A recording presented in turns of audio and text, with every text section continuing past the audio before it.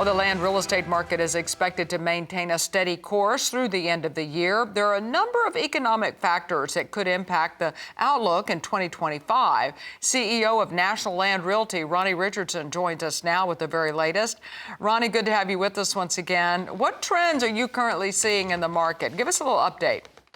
Thank you for having us again, Tim. It's always a pleasure to be here. The trends that we're seeing and that we're preparing for is the fact that the average age of a farmer continues to rise. And so we know that there's going to be a massive wealth transfer that's going to begin at some time in the foreseeable future that we think is going to last for 10 years.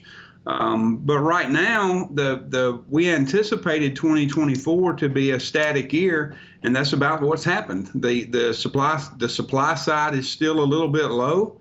The properties that are selling at a good price, and it's basic economics 101. Right now, when there's low supply, the price stays high. So right now the prices are still good. They're just not, we're not having hyperinflation, but they're good. Right, we are seeing that. And I know that many people are thinking about kind of restructuring that debt. What advice do you have as they look to navigate the market?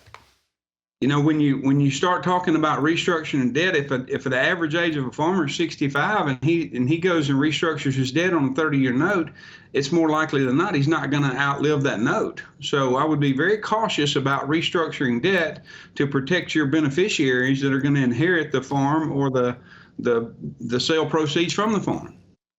You know, we're still talking about inflation and a lot of things happening.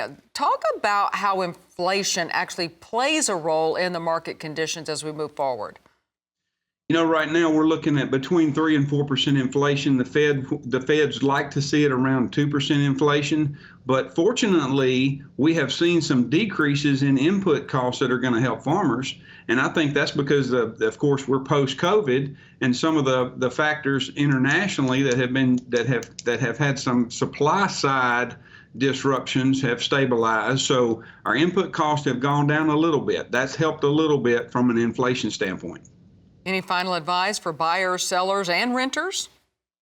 You know, it's basically the same every time we talk. It's if you get ready to sell, the time to sell is when you do not have to. Let's plan. If you are planning on selling, doesn't matter if it's 2 or 3 or 4 years, you need to be talking to a professional that's going to help you. That's right. As you said, try and sell when you don't have to. CEO of National Land Realty, Ronnie Richardson, always good advice.